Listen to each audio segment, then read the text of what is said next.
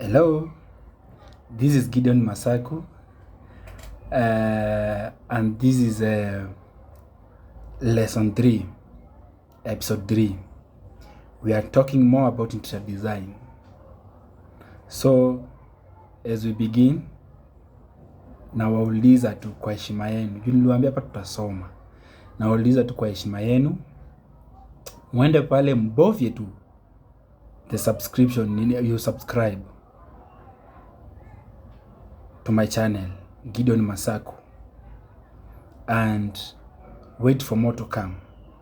Hapa tutasoma, we are going to learn a lot. I told you every day I'll be giving you a topic we discuss through, then we see what we can gain from it. That will be from Monday to Friday every week. Saturday, Sunday, it's your time to watch and to revise, because at the end of the day, if we get the time and you get the chance, I'll set an exam for you guys. So just subscribe and always keep on the tabs, just waiting for the next episode and the next lesson, because every day from Monday to Friday we shall be learning a new topic. So just keep the tabs on and let's start. Today we are looking at something that we call we are looking at interior design and social impact. Interior design and the social impact. All right. So traditionally, interior design focuses on aesthetic appeal and functional spaces. You understand? But whenever you talk about aesthetic appeal, you know that the way we interact and the way we live is more profoundly influenced by interior design. For instance, interior design affects our health, it affects our productivity and also our mood. That's why I told you we shall come to look at interior design and psychology. So especially when it comes to mood, productivity and health. For instance, a well set up office, a well designed office can raise productivity and can lower stress and can increase employee satisfaction. Are you aware of that? Also, a well planned home, your home, it can foster some sort of creativity. It also encourages some sort of relaxation, and also improves family ties and affairs, the way you communicate to one another, the way you feel when you are at home, whenever you go to sleep, whenever you are in the kitchen, whenever you are in the living room, whenever you are in the family room. So a well-planned home also brings about all that family ties. So that is why it is very essential whenever you are building a home or you are doing your own project, it's good to engage designers. Especially, I usually say this: do not engage designers at the back end. What am I saying? Do not engage designers when the structural design has already been built. Engage these guys at the preliminary stages, at the planning stages, so that they can bring in the ideas which can help you as the client, you as the architects, you as the engineers, you as the contractors, and everybody, you as the developer or the homeowner. they can bring out ideas that they can help a lot, especially when it comes to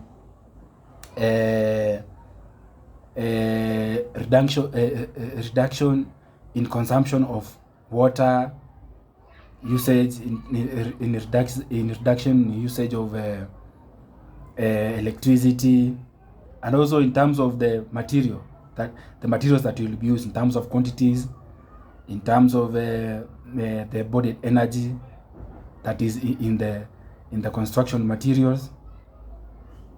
So those are key things that we can still kuchangia, we can still contribute to, and out of that you can get the best design from structural to the interior. You understand? Because if the structural will not go with the interior, then there will be a problem. The functionality will not be met well. The aesthetics, they can come out, but the functionality might not be met well of the spaces. So I was saying that traditionally interior design is all about aesthetic appeal and functionality, but now we have broadened our focus into social and environmental considerations, whereby we are looking at affordable housing, we are looking at disaster relief and community development. So with this in mind, we are looking how interior design can contribute to these important areas. You understand? How can we contribute to affordable housing? How can we contribute to relief and disaster relief and community development? Because that's why we are coming up with something we call design-led social innovation. Underline that one. Design-led social innovation, whereby we are customizing solutions. You understand? We are customizing solutions for the current issues that we have. We need affordable housing. How can we make them more eco-friendly, eco-usable? Understand? How can we engage in eco-friendly materials? That in terms of disaster relief, in terms when we are looking at the climate change. How can we bring in materials that are sustainable in this affordable housing? How can we make those, because whenever you look at those houses, they are tiny most of the times. The spaces inside are tiny. How can we make them more functional? You understand? How can we make them more functional? That is the key. So now, apart from whatever you've been focusing on previously, now we are looking at a broader view in terms of the affordable, in terms of relief, disaster relief, and economic community development. Because in this, we are also bringing in how can we make how can we say these houses are affordable without increasing the prices, and also we are bringing in the interior design perspective. We are making them more functional. We are adding value to them, but they are not going to be more expensive. They are still going to be affordable. So number one, let us address first the social changes. Understand? Let us look at the social changes.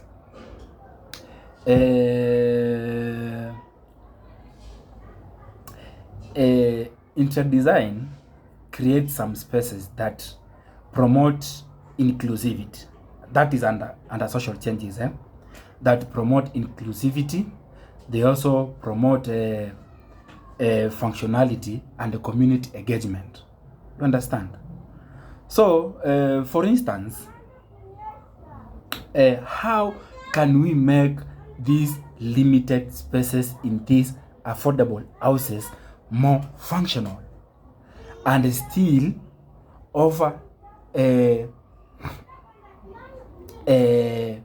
offer low-income individuals and families practical and comfortable living arrangements.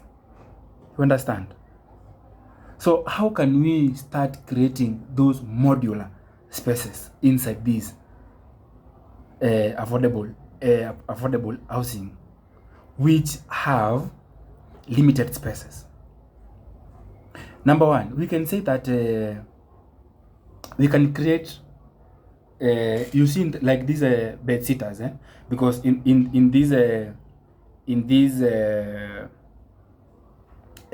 affordable houses, in these affordable housing projects, we still have those studios. We have bed sitters, we call them studios. We have a 1 bedroom, 2 bedroom, that way. Understand? 3 bedrooms. We have all those.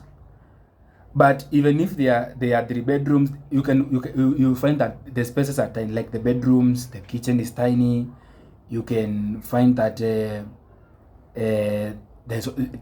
only have a living room. There's no family room. You can find that we are sharing the we do not have a cloakroom. We only have a common washroom. Understand? We have a common washroom, maybe one master bathroom, like that way. So in that thinking, we can create modular spaces. We can increase the storage. Understand? From the kitchen to the wardrobes, to even the bed capacity. Understand? The bed capacity. Whenever I'm talking about the bed capacity, is whereby we can furnish your house with bed that has storage either beneath, either the back, the front, what do you call it? That the headboard can still have a storage facilities. Understand? You can create shelves at the headboard. You can create the shelves, which can also increase the storage. We can also look at how we can double function the space, like the living room and the family room. We can bring that feeling in one space. How can we double function a space? Understand? Because we will not get in this affordable house, we will not get the living room and the family room. Understand? Not unless it is an elaborate one that is for the for another special usage, but it's not for the affordable. Maybe those private developers, they can bring that aspect where you have a family room and a living room. But in this one, we can provide solutions that can double function a space. Understand? We can also look at the from the design wise. How can we double function the common the common cloakroom or the shared bathroom and still maintain the privacy of the house? You understand? Those are things that you can look into. We can also look into how we can minimize these interior walls. Do we have another solution that we can come up? Do we really need to use the concrete? No. We can use the metal plates. We can create the metal frames and then use the how do we call them? The wall panels, this side and the other side. That means you have made the space bigger by reducing the size, the thickness of the wall from 200 millimeter maybe to 50 millimeter. So those are things that we can look into. So, and that we are saying, whenever I'm talking about the social changes, we are looking at how we can maximize the functionality and still keeping the cost low. Understand? That is the basic. How can we maximize the functionality of a space and keeping the cost low? Because it has to be affordable to the low income individuals and families. But at the same time, they need to experience the aesthetics and functionality, which are the primarily in interior design. Understand? So, maintaining that that is key. That is a key thing that we are now broadening ourselves to look into. The second key thing is about environmental solution. It's about environmental solution, and this is all about promoting eco-friendly designs, whereby we need to incorporate principles,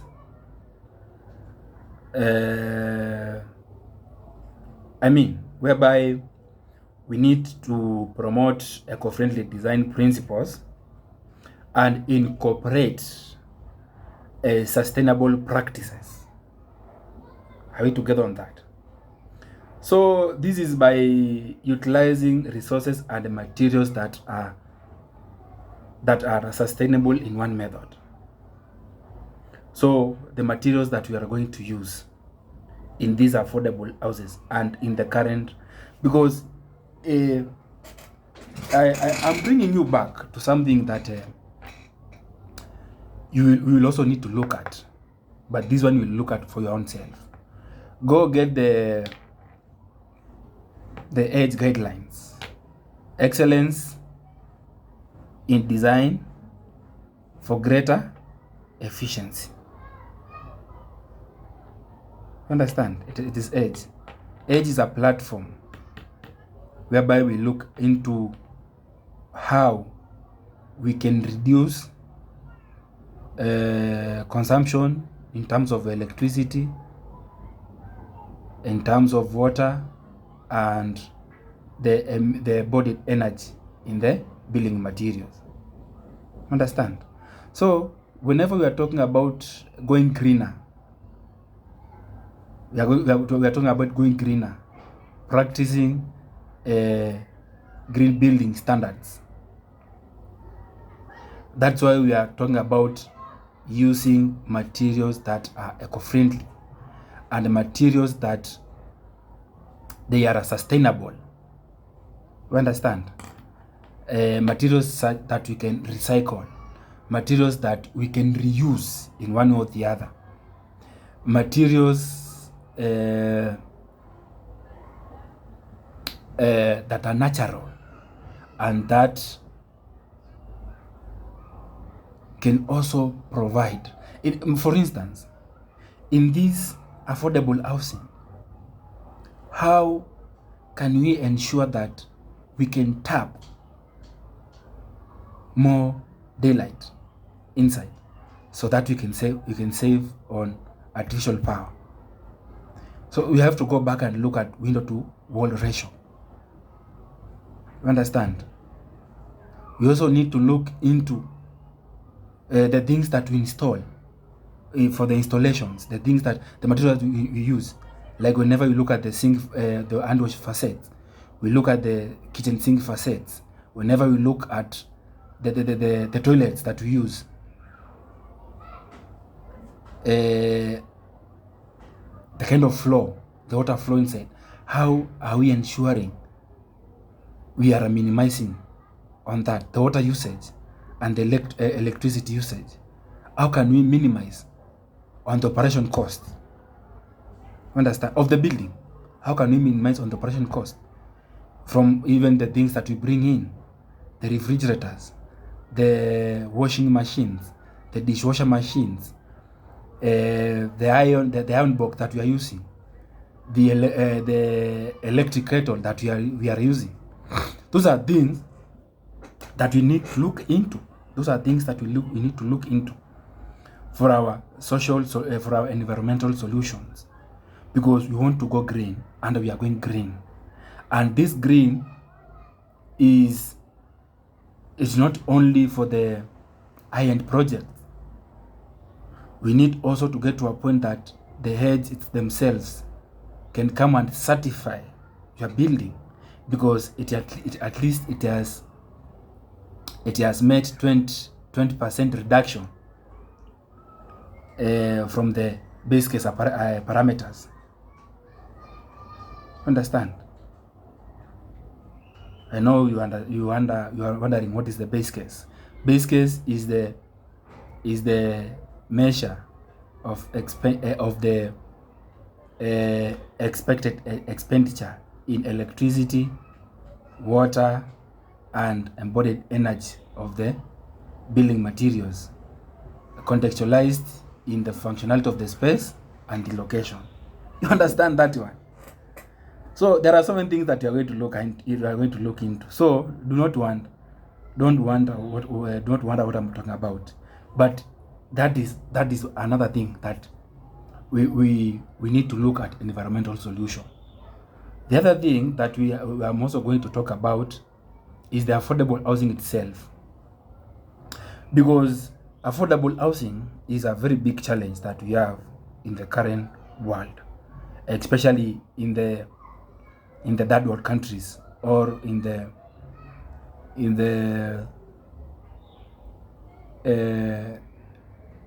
let's call them the third world countries. And there are those countries that are also transitioning from that to second world countries. There are also those ones which are transitioning from second world ones to first world country. And one thing that is very common in the third world countries, it is this thing of rural to urban migration. So many people are coming to the urban, but how do these towns and the cities that we have, are they enough to accommodate the population? Because the population, especially in the sub-Saharan countries, in the urban setup, is growing very fast. It is growing very fast. So as interior designers, we also have a responsibility to look into that. We have also a responsibility to look into that. And how are we going to look into that? It is through how can we accommodate this population that is moving from the rural areas to urban. They should not come and stay in these slums that we are seeing erupting everywhere day and night. And if you look at the current situation that we have right now, look at the floods that are happening in our city. They are mostly affecting the people who are living in these slums. Understand? So the thing of affordable housing needs to happen now and right now, but it needs to happen in the right way. I'm not talking about the way the government is conducting it, but the government needs to bring out designs that meet the needs of these low-income people. They not just the concrete structures, and we say them they are affordable. We need to bring that test. We need to see an arrangement that is functional and that has some sort of aesthetics. Understand? Some sort of aesthetic appeal. Understand? So not just erecting up buildings, concrete buildings, and say, okay, now they can stay here. No, we need to look into them and make them better. We need to make them better. They need to feel that they are in a house, they are in a home, where they can come and relax, where they can come and have that good mood. They can create those family ties. So with that,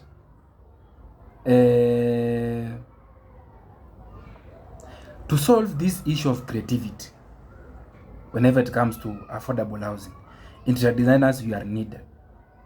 and we need to play a very special role, whereby we can produce reasonably priced comfortable living spaces. We can produce reasonably priced comfortable living spaces by how? By maximizing the usage of these spaces, or by maximizing the utilization of these spaces, or the functionality. Then we also use sustainable materials. Understand? We use sustainable materials, and also we include flexible design elements. Flexible design elements. Understand? For instance, let's say we are looking at in affordable housing. Let's for instance look at a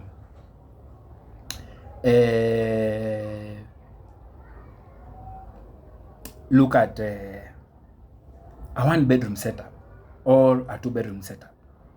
You know very well the space is very tiny, because we need as many units as possible in that area or in that plot. So we need as many blocks and units as possible. So what does where that leave us? It leaves us with coming up with very limited spaces. But how can we go about them? Do we need to separate the dining from the living room? And do we need to separate the dining, kitchen, and living room using walls? What for? Why can't we go for an open layout living room, a dining area, and a kitchen? This one also will increase the space and the functionality, even the movement, the traffic within the house, the movement, the flow of the movement, the flow of the traffic within it will be very easier. And also from the illusion, the design illusion, the space will look bigger than whenever now you're interrupting the space with a wall. Don't need to separate that. It is your unit and your family. You'll be able to put more chairs or sofa sets when the space is open layer is open layout. You can also you will introduce your dining table and your dining set with no interference from the wall. You can, if you have a bigger family and you are living in a 2-bedroom, you can get more chairs for the dining. You can add another couch for the living room. You can have flexibility in design, where you can do your wall unit. That is the TV unit. The TV can be shared from the person who is in the kitchen. Understand? So we can have a flow of design elements when the space is open layout than when the space is so much divided with walls. And these walls will also reduce the function of the space than when it is open. Because whenever you are building a wall that is 200 millimeters thick, why can't we use that 200 millimeters thick? Why can't we use it as a passage? Add just a few millimeters. Create more storages in the dining, where you can put extra utensil. You can put your memorabilia there. Have a TV unit that has some more storages. You can put you can create in that TV unit. You can also create a bookshelf. Understand? Where you can have your books there. You can have your sculptures. You can have your photo frames there. Understand? Then on the other side, you can have your memorabilia, the things that you have collected from different parts of the world. Maybe you have been to Coast, you have seen something good, you have bought it. You can put it there. In the kitchen, you can provide more storages that are up to the ceiling. Understand? Whereby we can put our utensils there. So those are the things that we are looking into whenever you are looking at flexible design elements. Don't just put walls, divide there, divide here, block this, block that. No. Look at the design itself and what it looks to achieve. But keeping in mind, it is for the low-income earners and families, because they need to afford this and they need to live well. Understand? So as interior designers, these are things that we need to be consulted on, and we need to play a very key role, especially what the government is doing right now. It does not only need the architects, the civil engineers, the contractors, the project managers, but also it needs interior designers, because our thinking is always critical when it comes to spaces, because we look at the end user of the product. We don't just look at just erecting the building. We also look at how is this going to affect the end user, the person who will be using these spaces. So we can be consulted on that. Then the next point we are also looking at is designing resilient spaces. Designing resilient spaces. Remember, we are looking at interior design and social impact. So we are breaking it down, and we started with, have you forgotten now? Go back to the clip. We are looking at we are looking at the social changes that designers can address. We are also looking at design solutions. We have also looked at affordable housing, and now we are looking at designing resilient spaces. So interior design can significantly help with relief efforts after natural disasters. Understand? So we said, when I was introducing this topic of interior design and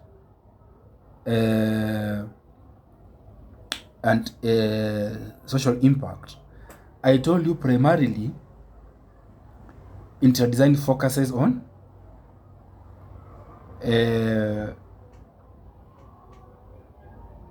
aesthetics appeal and functionality.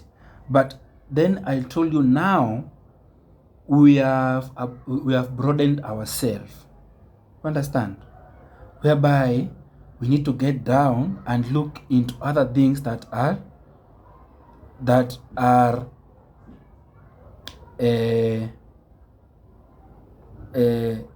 design-led social innovations. Design-led social innovations. Looking at affordable housing, looking at disaster relief, and looking at and looking at what? And looking at community development. Are you getting that? So now, whenever we are talking about designing residence spaces, we are looking at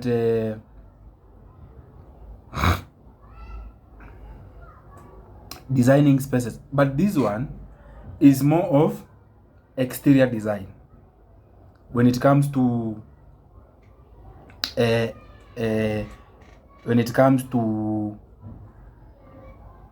build environment accessibility. You understand? Because whenever we look at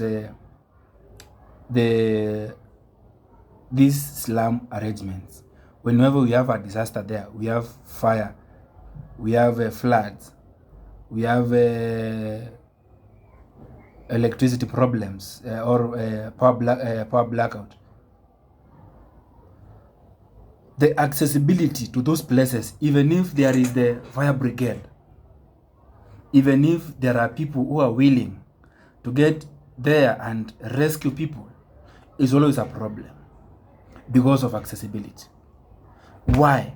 Because the environmental, the external environment or the exterior environment has not been well designed to ensure there is good flow of traffic from people to vehicle to people with disability, all that.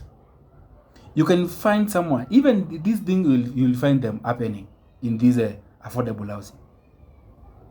This affordable housing is not only for people who are humbled. I said that. It is also for families with disability. So whenever we are designing this thing, that's why I'm telling you, call engage interior designers. Whenever we are designing this, we need to look how everyone can access these structures. We need to create staircases adjacent to ramps. If there is a staircase, create a ramp whereby a person on a wheelchair can access. Create things can help people who are blind can walk through. Understand? Also ensure that consider economics, consider power. Those how do you call them? The electrical wires that are coming into the building, zinapitia wapi? Understand? So whenever we are looking at this, whenever we are looking at designing resilient spaces, we are not talking about the interior spaces. We are talking about the exterior spaces. Are these staircases enough such as someone anaweza pandisha kiti up to 6th floor? Do we have a lift, even one that a person with disability can use akiwa na kiti yake on that wheelchair? And you can just, I told you, whenever you are designing for the disabled, don't design for the humble, because if you put that bigger lift yenye kona space naweza ingia wheelchair and other like 5 people, that one is okay.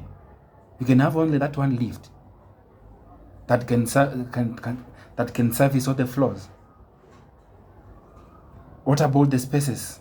Are you considering economics? The staircase spaces. Can people take their things up upstairs? Up to 6th floor? Can you have that smooth movement? Because you may find someone has bought a 3-seater, but taking it to the house is a problem. Another thing, do you have assembly points in case of fire breakouts? Do you have social halls where people can engage together? Because these affordable housing projects, you will find that there will be more than even 1,000 units in one area. So 1,000 units holding at least 2 people, or 3, and families and others. You'll find that there are more than 5,000 people within that area. Understand? You'll find that there are more than 5,000 people who dwell in that area. So we need to look at the accessibility, especially when there is need for disaster relief. Understand? When there is need for disaster relief, how can we easily access those spaces? Using vehicles, using another means. Understand? In case of insecurities, how can the police easily access those areas? In case of flooding, how can we easily evacuate people from those areas? Because if we fail to look well into these affordable housing designs from the preliminary designs, it will be another catastrophe coming. That one I want to assure you. It will be another catastrophe. Because look at the sewer lines, the drainage systems that of stormwater and the stormwater, the drainage system for the stormwater. That is number one. Also look at the sewage system from those units, more than 2,000 units. Can we direct them to the right place, or can we rethink of how we can reuse? We can create a treatment plan. We can just say let's have this place. We create a treatment plan for the water, and we create more water catchment areas for the storm water that you can put into underground tanks and treat that water, repump it back to the system, to the buildings. You understand? Those are the things that we need to be thinking about. Not every time. We can also use that biotechnology. That's what we call it. We can also use that one.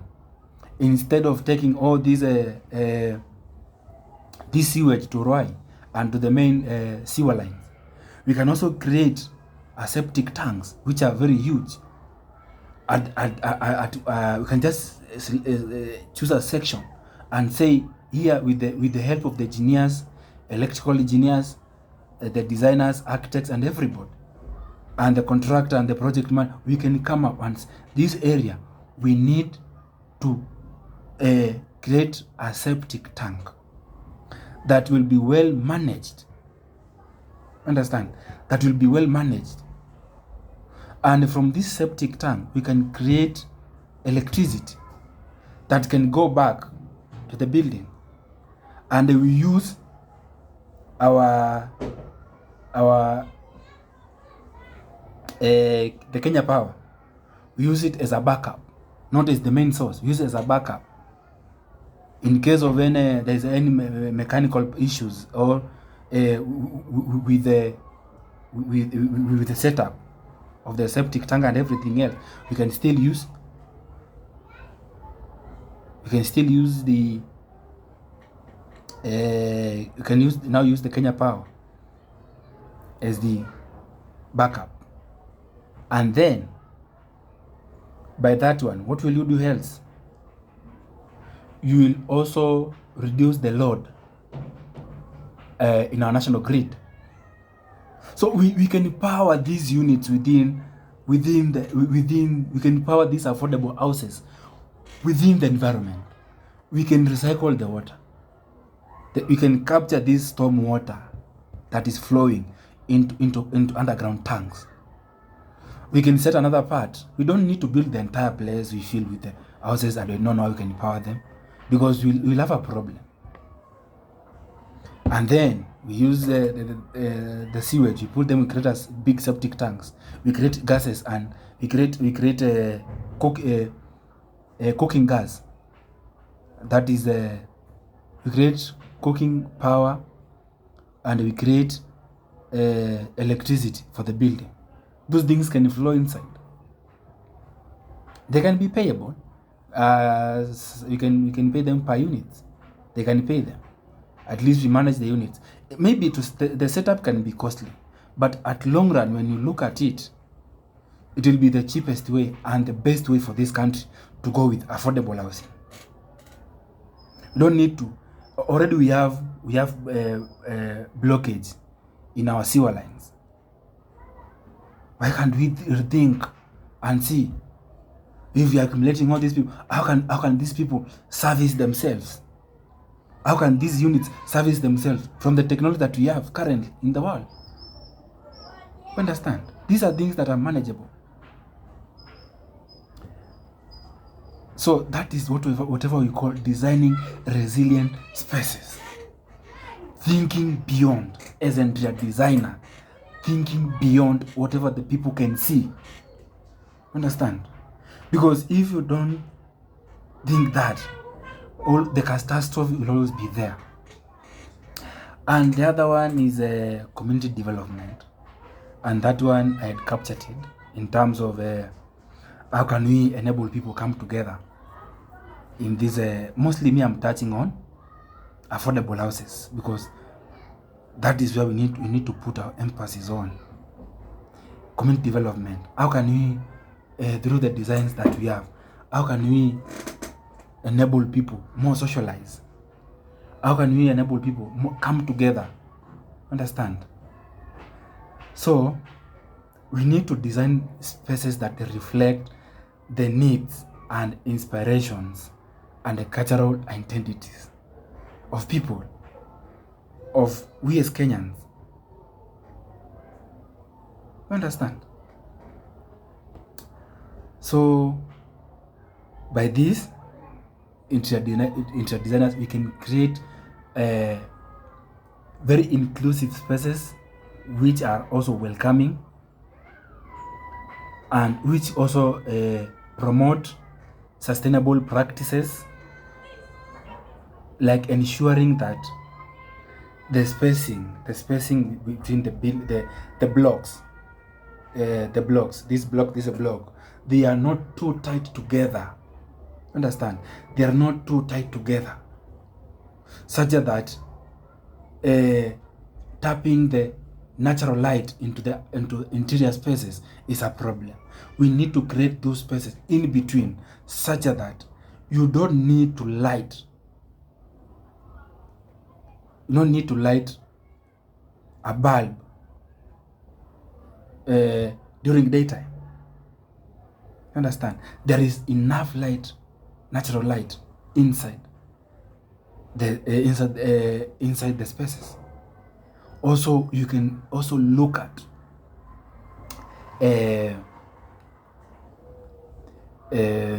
for instance, and I have never known, nasichomi, but who are the designers, who are the architects and civil engineers of those buildings in Eastleigh? I'm a designer, and I have worked on more than 10 to 20 or more than 15 to 20 projects in Eastleigh. Those apartments that you see there, whereby you find that from ground floor, from first floor to 10th floor, there are 4 units per floor. Then from 11 to 20 to 20th floor, to 17th floor, they are around 8 units, 1 bedroom to bedroom, that way. But let me tell you, my friend, you get into those buildings, into those apartments, so-called apartments, and you find that there is a whole unit at the center, a 4-bedroom unit. There is no any window that is directly accessible to the environment, to the daylight. None of them.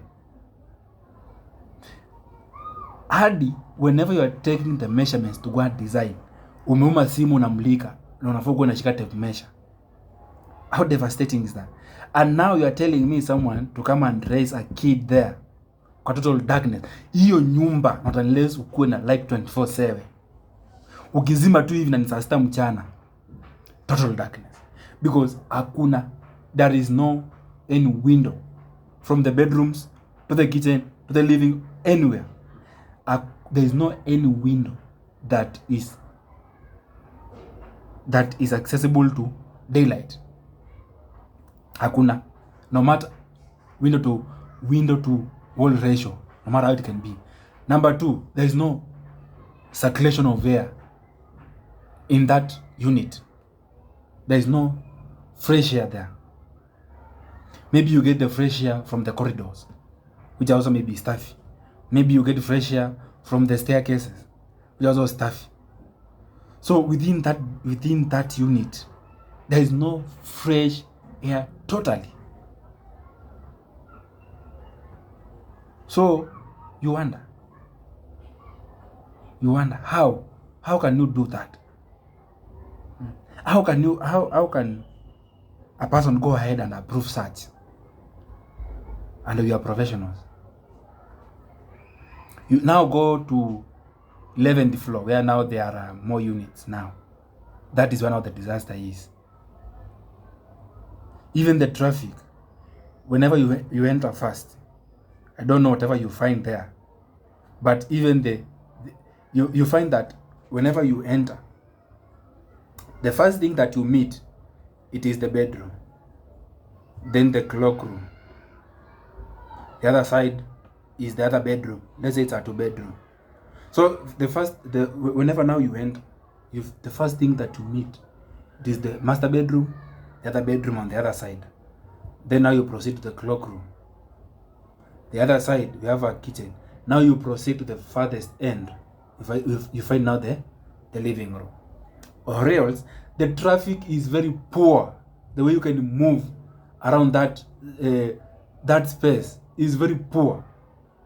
Or you enter, you find this is a master bedroom. The other side is the kitchen. Then now you proceed to a cloakroom. The other end, because there is no dining, the space is very squeezed. The other end, you find now it is the living room, and the opposite side, it is the other bedroom. What kind of flow is this? What kind of flow is this? So those are some of the things that we are really in need and in dire need to look into, because we need to practice, we need to promote sustainable practices which can improve community members' well-being and encourage stewardship. You understand? We need to understand the way we are designing these spaces when it comes now to affordable housing. We need to understand these spaces, the accessibility, designing resident spaces, the accessibility. How can we bring people together? Do you have some social halls there? Do you have some a common gym that can be paid a little token? It can belong to the government. It can belong to someone. Do you have a gym? Can you design a gym here, a well spacious gym where people can come and train? Because we are looking at health wise also. Understand? Can you have a gym there? Can you have a theater apart from the social where people can come? Can you also have a theater where you have so many youths who are talented? Can you have a theater? Don't just look at the affordable housing only, where people can just putting up structures, and we are removing the slums to concrete structures. Don't look at that. You need to look beyond. You need to look beyond that in terms of community engagement. Do you have well-placed dustbins, whereby we can have well-placed dustbins which can be picked very well by the people assigned for that? Do we have those dustbins which are whereby we can separate the waste? This metal, these are plastic papers, these are plastics, these can be recycled, these are bottles, they can be recycled. Those can we bring these things in whenever you're talking about affordable house? Don't leave those things outside. They are very essential. So the other thing that we are going into is